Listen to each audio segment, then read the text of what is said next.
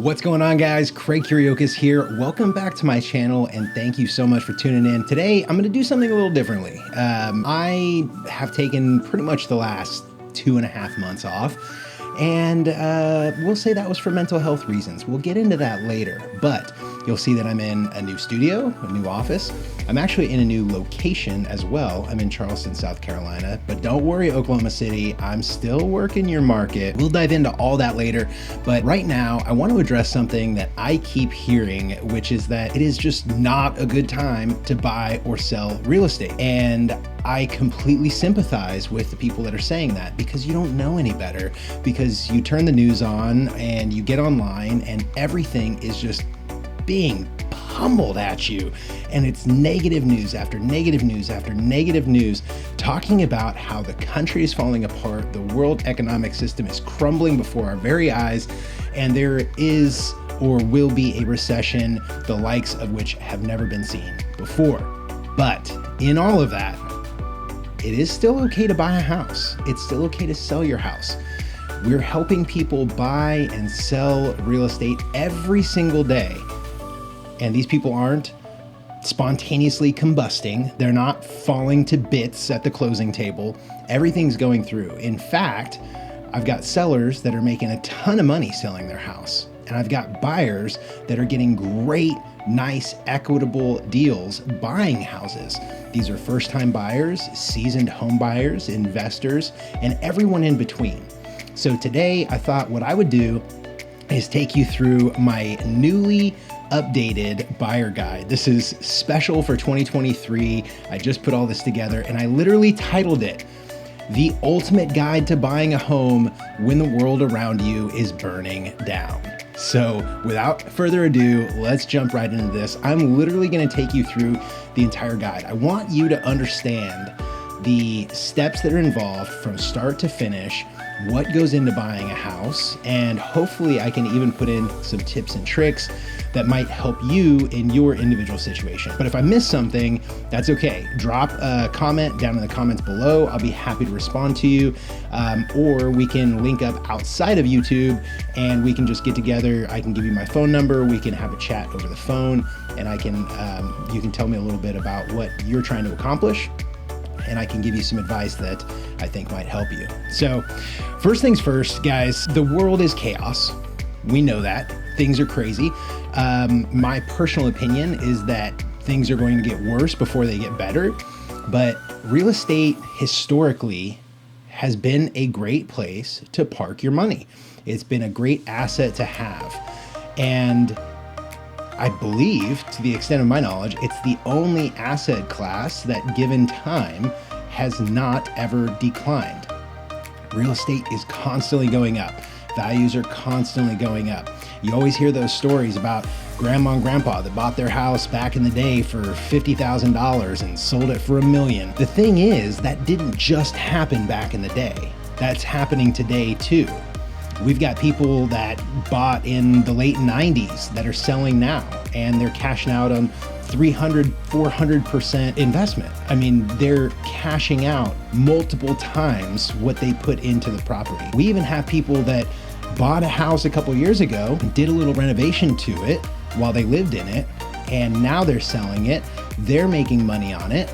We're selling them to first-time home buyers who are getting in for next to nothing, because, by the way, did you know that as these interest rates go up and go down on a daily basis, the Fair Housing Association, FHA, is actually introducing new programs to make home purchasing for first-time buyers and people who might not be as qualified as some of the seasoned homeowners more available and more affordable, so that you can get in there and own real estate. The government wants you to own property, and despite rising interest rates, they want you to buy property. So they're making these programs available so that you can do just that. So who am I and why should you listen to me? Well, you certainly don't have to listen to me. I don't know what I'm talking about half the time, but I have been in real estate for about 3 years now, and it's something that I absolutely love. I kind of have a natural gift for it. It makes sense to me. I like helping people get from point A to point B and reach their home goals. And I really got into real estate with my back up against a wall. I literally bought a new house, quit my job, and then got licensed in real estate, and there was nowhere that I had to go except up, you know, like there was nowhere to go except forward. And I knew what had to be done.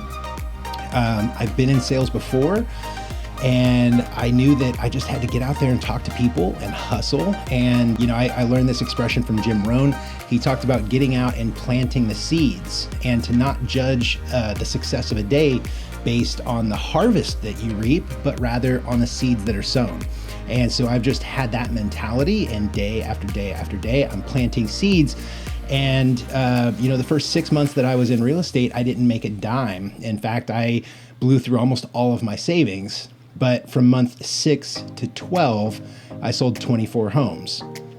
And then the next year, I would go on to sell 30 more. And then the year after that, it grew and grew and grew. And so what I found is that I know a little bit about what I'm talking about. I'm pretty good at helping people buy and sell real estate, and I want to share some of those tips, tricks, and advice with you now.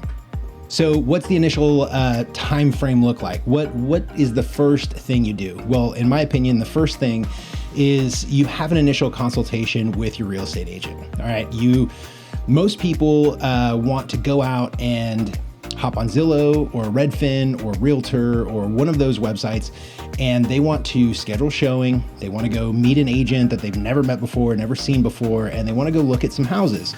And it's always the most awkward thing that you've ever done. Then believe me, it's as awkward for you as it is for me. I'm showing up to open a door for people I've never met before, haven't really talked to, and I'm hoping that they're interested in this house. And if they're not, I'm hoping they're interested enough in me that they'll use me to buy their house when they're ready to buy. Well, I've been in your shoes as well, and I know how awkward it is having the weird realtor man standing there waiting for you while you're walking through the house, trying to talk to your husband or your wife or whatever it is. And I know how awkward it is. So I try and make the best of those situations, but nevertheless, that's not the way you start. If you're starting out, what I recommend is first find your real estate agent, find your lender, get your team around you, okay? Usually you can start to build your team by just finding your real estate agent. To give you an example, if you were to reach out to me and we start working together, I'm going to introduce you to my lender. You don't have to use my lender, but I've used my lender on more than 50, 60 transactions, and he does a good job for me. And I trust him. And so it would make sense for you to use him, but it also makes sense for you to shop around a little bit. What I'm getting at is starting with your agent, you can connect the dots between all of these ancillary services. We connect you with your lender, with your home inspector, with a plumber, with an electrician, with a handyman, with your insurance guy. The list goes on and on. We help you with utilities.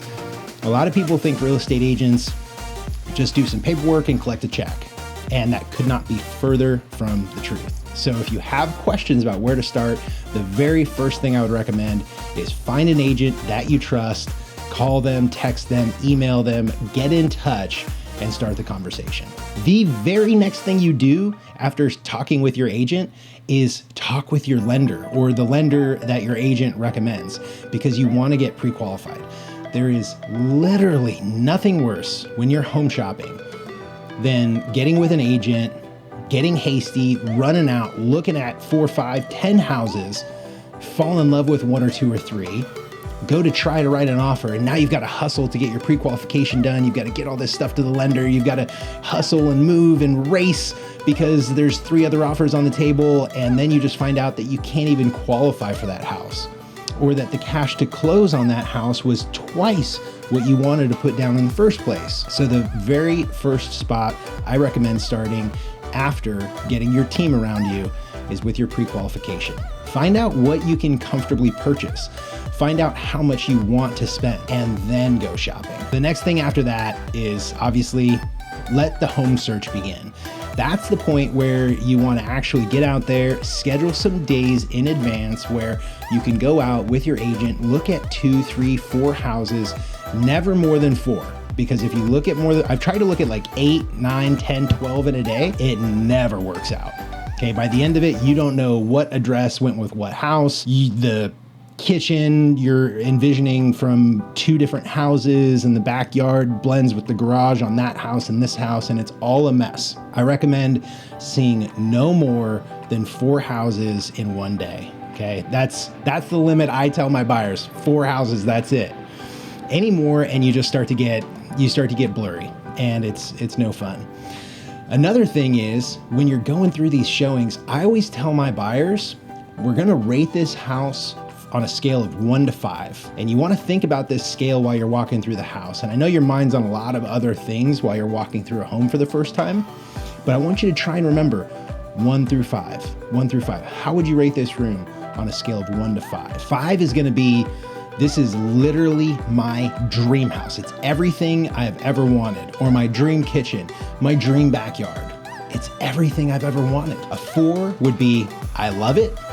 I want to live here. Let's do it. A 3 would be, I really like this. It needs a little work to get it to where I would love it, but I could definitely see us living here. And a 2 would be like, I'm not really thrilled with it, but I don't hate it. And a 1 would be, why are we even here? If it's a 3 or below, it's gotta go. If it's a 4 or 5, I would strongly suggest writing an offer. That takes us to step number 4, which is actually writing an offer. This is where it kind of gets fun for me, because I really enjoy the negotiation piece. I enjoy kind of putting all of the pieces together to get my buyers the best deal on their purchase. I'm the type where I want to try and make it as equitable of a transaction as possible. The reason being is, 1, I'm just that kind of guy. It's in my nature. I want to make things as fair as possible, but I also want my clients to get a good deal. I want them to feel like they're getting a good deal.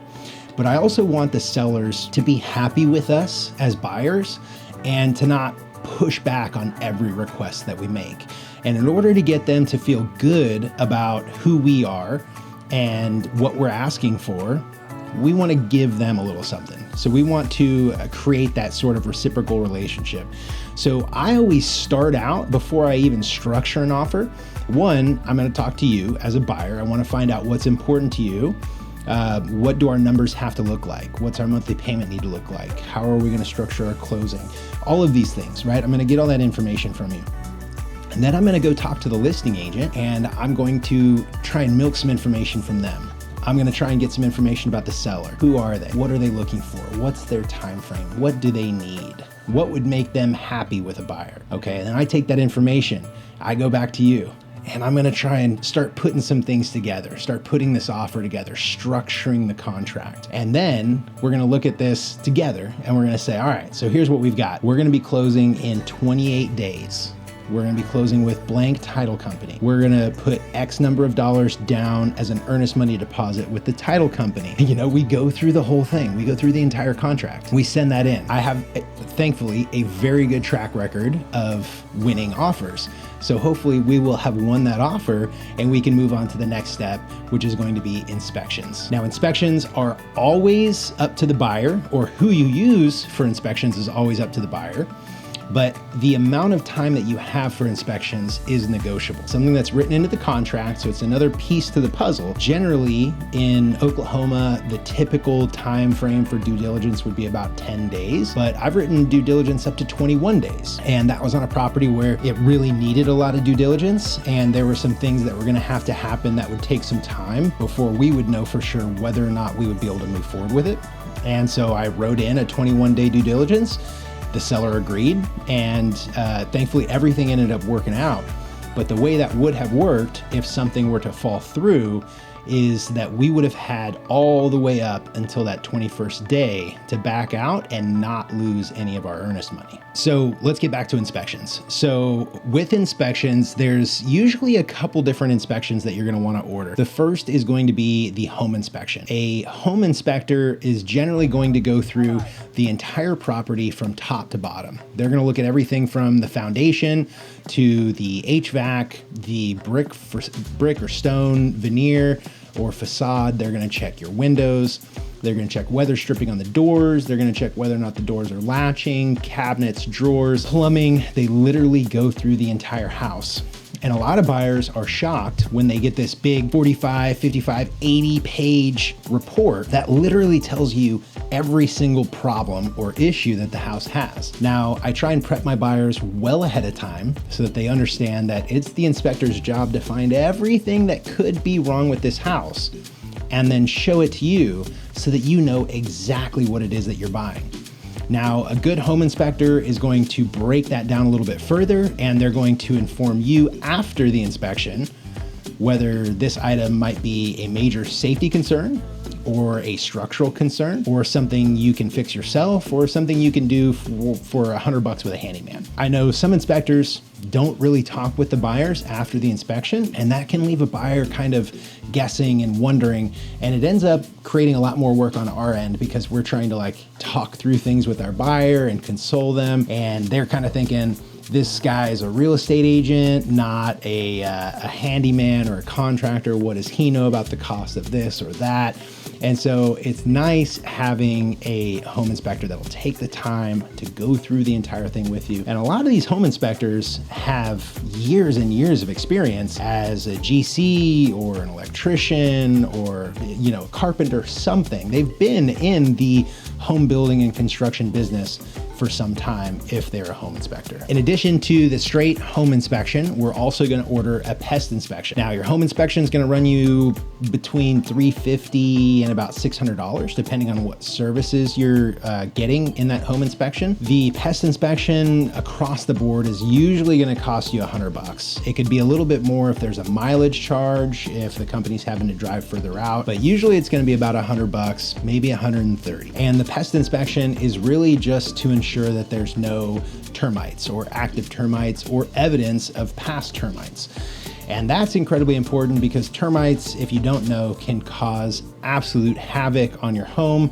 Basically what happens is they come out of the dirt and they get into the house and they eat decomposing wood. Problem is when you have things like wood to soil contact and the wood gets wet from the soil, and then the wood over time starts to rot, and that attracts the termites. The termites get in there, they eat that wood away, and before you know it, you have no support in the structure, and the side of your house falls down, or something equally as tragic.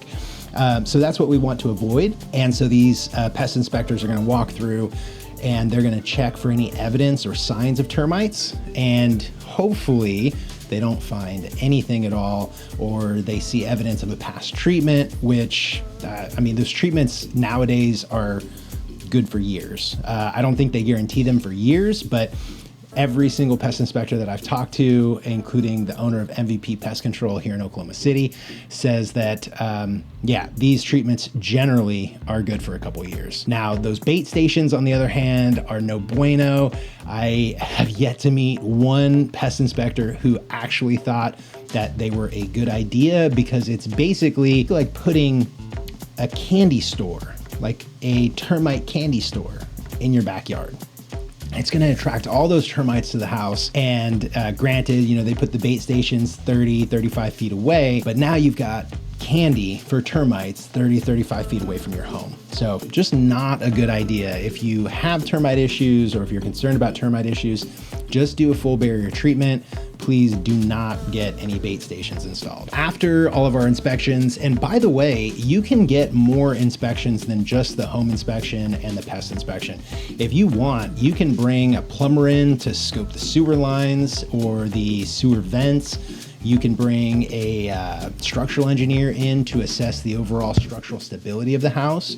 You could bring in literally whoever you want to inspect. If there's a fireplace and you want to inspect the fireplace, you can bring someone in to check out the fireplace. If you want to bring someone in to give you a quote on windows, whatever contractor, licensed professional or otherwise that you want to bring in to inspect the home during the due diligence period, you're able to. Now, remember, the due diligence period is your sort of like open door to the house for inspections and reviews. But once that, say, 10 days or 14 days expires, your due diligence period is up. So that means your sort of get out of this contract free period is up. Okay, so if there was any thought about backing out, you'd want to do it before the expiration of your due diligence. Otherwise, you risk your earnest money deposit. Now, after due diligence, prior to closing, most of your communication and time is going to be spent working with the lender and the title company. But that doesn't mean that my team and I won't be there in the middle trying to help you through all of these little hurdles. But really what's happening is with the title company, they're verifying the payoff, they're doing the title transfer, they're doing a title search to ensure that there's no liens against the house that are going to negatively affect you when you purchase it, et cetera, et cetera. The lender is also going to be pushing everything through the underwriting process, and the underwriter is going to be asking for what they call conditions. These are going to be documents that verify one thing or another, a lot of validation, a lot of employment verification, asset verification, all of these things, right? It just takes time. It's a timely process, time-consuming process. It's something that we have to have in order to protect us from those bad loans that we all remember from 07, 08. After all of that, the next step is closing. Now, that entire process takes about a month. Now, there are some loan types that take a little bit longer. A USDA loan, for instance, can take about 40, 45 days, sometimes more. I've actually seen some USDA loans take up to 90 days. And then of course there's probate deals where the house is in probate, and those can also take 45 to 90 days or more. I don't want to drag this video out too much longer, but I do just want to run through the rest of this buyer guide real quick. And I'm also going to make this available in the description below. You can get it totally free. Just click on the link, input your name, phone number, email address. I'll shoot it over to you completely free. And don't worry, I'm not going to spam you. I'll send you a welcome email with the buyer guide. And if you have any questions, feel free to reach out to me. I'm happy to help. Real quick, I want to just ask you a couple other questions. And these are questions that I ask all of my buyers. The first round of questions: what's really important? Is this your forever home, or is this your just for right now home? Is this feature of the home an absolute must have, or is it a I'd like to have? What is your ideal monthly payment? What is your ideal principal and interest payment? How much do you want to spend on insurance? What is your budget for taxes? These are all questions that we should be asking ourselves and talking about prior to putting a house under contract. Another one is cash to close. How much cash do you have to put down and close on the house? Do you have $10,000 saved up? Do you have $12,000, $20,000, $50,000? How much cash do you have that's accessible or liquid to put down to close on this house? Second round of questions: do we have a solid plan for financing or negotiation? These are things that, again, we should talk about prior to putting the house under contract. We want to have a plan for negotiation. We want to have a plan for your financing. We don't want to rush into conventional or FHA loans. We want to know ahead of time, do you qualify for a zero down USDA loan? Or perhaps you're a veteran and you can use your VA. Another thing that we'll want an answer to prior to putting the house under contract is, do we need to negotiate for closing costs? If so, that's something that we'll need to tell the seller about ahead of time, okay? We can't blindside them and halfway through say, oh, by the way, we need $6,900 in closing costs or $13,000 in closing costs. It's a hard pill to swallow for sellers sometimes, but the fact of the matter is, especially if the home has been on market for a little while, sometimes giving some concessions in closing costs is actually less of a loss than the price hit that you would take from leaving the property on the market much longer. I had a house that was on the market for 120 days. All right, so that's about 5 months. Now, it also went on the market right when everything came to a screeching halt. Interest rates skyrocketed up over 7.5%, and nobody was buying houses. Well, this house sat on the market and we reduced the price $12,000. We were discussing another price reduction, another $12,000 or $12,500. And then we ended up getting an offer and the buyer was asking for some closing costs. Well, those closing costs were $8,500, but they were coming in at our listed price, which means we actually saved $5,000 over the price discount that we were going to give. Sometimes paying out closing costs isn't as bad as it sounds. Another question we should ask ourselves is, what's our plan for showings? When are you available for showings? When can we get together to go look at some houses? Ideally, like I said before, whenever we go look at houses, we want to look at least 2, but no more than 4. Okay, it's tough to get out there and just go look at one house. It's also tough to get out there and go look at 5, 6, 7 houses. So in a perfect world, we'd go out and look at 2, maybe 3, sometimes 4 houses. That is also kind of nice because you look at a couple back to back to back and you're able to say, you know what, number 1 was a 3, let's throw that out of there. Number 2 was a 2, let's throw that out of there. 3 and 4 were both 4s. You know what, let's focus on those 2. And then maybe the next time we go out for showings, we go back to those 2 and we look one more time before making our final decision. Now, just a couple other things before we wrap this up. Some things that you're gonna wanna consider and or think about prior to closing would be like scheduling your utilities. Be sure to check your email every day. The title agents are going to email you. They're not always gonna call or text you, so make sure you stay on top of your email. There's also gonna be important contracts and documents coming in and cycling out of your email all the time. So make sure to keep an eye on those documents coming in and out. Also, don't be afraid to ask your agent for help. We're working together. I would expect that you ask me for help if you don't understand what's going on, or if you don't know what the next step is, or if you feel like you're missing something. I would expect that you would say, hey, Craig, I don't know what I should be doing right now. And I would say, well, that's okay. We're in this stage of the purchase and here's what you need to do. Also, don't forget to schedule your movers or your moving truck ahead of time, especially if your lease is coming to an end or if you're doing double closings and maybe you're closing on your house the same day you're closing on the new house. Well, then you need to have everything packed up in the U-Haul and ready to move that same day. So just make sure you're paying attention on the timelines and coordinating everything the way that it needs to be done. On the topic of do's, there's also the don'ts. And I say they're the please don'ts. And that would include buying a new car, changing your job, or moving during the purchase process, missing bill payments, opening new lines of credit, moving funds around, especially if they're large sums of money, or spending money unnecessarily. Just please don't do any of that. And lastly, the work doesn't stop when we close on your house. Guys, once you close, that's where the real fun begins. Now you can start personalizing the house and making it yours and really enjoying home ownership. But that's also when little things start to come up, like maybe a leaky toilet, or maybe your HVAC's making a funny noise, or it's not getting as cold as you would expect it to. Well, that's when you can reach out to my team and I and say, hey, Craig, I've got a problem. And I say, no problem, I've got someone for that. And I connect you guys and everything's good. Real estate agents are not the paper pushing, paycheck collecting people that some people out there would make you think that we are. We're here to help, or at least I am. All right, my entire philosophy in business is relationships over transactions. So whether we're in escrow or still looking for a house, or we closed a year ago, if you need something, I would expect that you call, text, or email. Well, guys, I could probably go on for another hour with tips and tricks and things to help make your purchase process a little more streamlined and or efficient. But for the sake of time, I'm gonna go ahead and wrap it up here. If I didn't answer any of your questions, please drop a comment down below. I'd love to still help you out and get connected with you. I'll also leave my phone number and email address in the description. So if there's a personal or private question that you'd like to reach out with, you can text me or email me and I'll be happy to help you out. Now, if you made it all the way to the end of this video, I want to say congratulations and thank you for sticking around. And now I want to give you a little news. It has been a long couple of months. I had personally a very rough year last year. I had a lot going on, a lot of personal stuff, and it was also my biggest year ever in business. So I naturally was pretty scattered. I had a lot going on, felt very overwhelmed.